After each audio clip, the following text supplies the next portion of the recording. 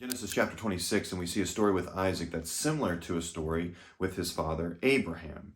There's a famine in the land, and he goes to a particular area, and he goes to a particular king, and he has a conversation, and he actually falls into the same sin that Abraham did. Let me share it with you. Genesis chapter 26, beginning in verse 7. When the men of this place asked about his wife, he said, "She is my sister." For he was afraid to say my wife, thinking, "The men of this place will kill me on the account of Rebekah, for she is a beautiful woman."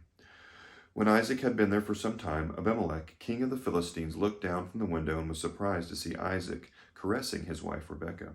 Abimelech sent for Isaac and said, "So she really is your wife? How could you say she is my sister?" Isaac answered him, "Because I thought I might die on her account." Then Abimelech said, "What is this you've done to us? One of the people could have easily slept with your wife, and you would have brought guilt upon us." So then the king warns anyone, "Do not touch her or you'll be killed." And again, whether this is the same Abimelech that Abraham was dealing with, or one of his maybe sons or grandsons, the name sometimes will be used with multiple kings. But what's the idea here? Well, instead of trusting the Lord, Abraham and now his son Isaac, when they go into this situation, they take matters into their own hands and they tell half-truths or lies to try to get out of a situation instead of trusting the Lord. What's the point for us today? Well, two things. Number one, again, we don't tell half-truths. We tell the full truth and trust the Lord. Other side that I want to point out for today. The sins of our fathers pass down if we do not correct them.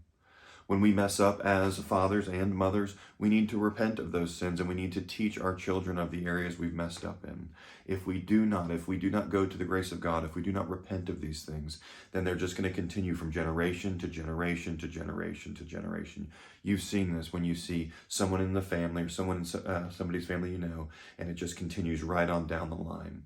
There has to be a time that we look to the grace of God and repent of our sin and say, "No more, this was wrong," and we're going to turn away from it. And hopefully then those after us will follow in the ways of the Lord instead of committing the same sins that we do. Have a good day.